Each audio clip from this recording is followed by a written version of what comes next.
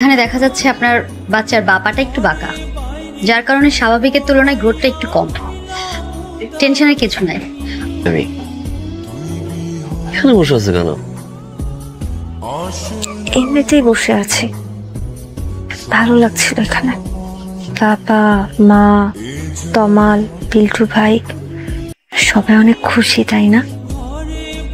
খুশি হওয়াটা স্বাভাবিক না?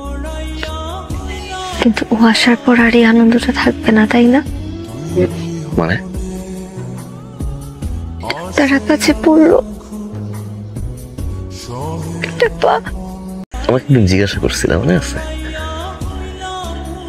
যে মেয়ে চাই না ছেলে চাই, কি বলছিলাম? আল্লাহ যা দিবে তাতেই আপনি খুশি।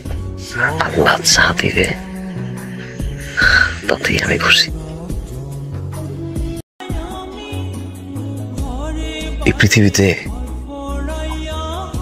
অনেক স্বামী স্ত্রী আছেন জানো, কোন সময় বাবা হতে পারবে না।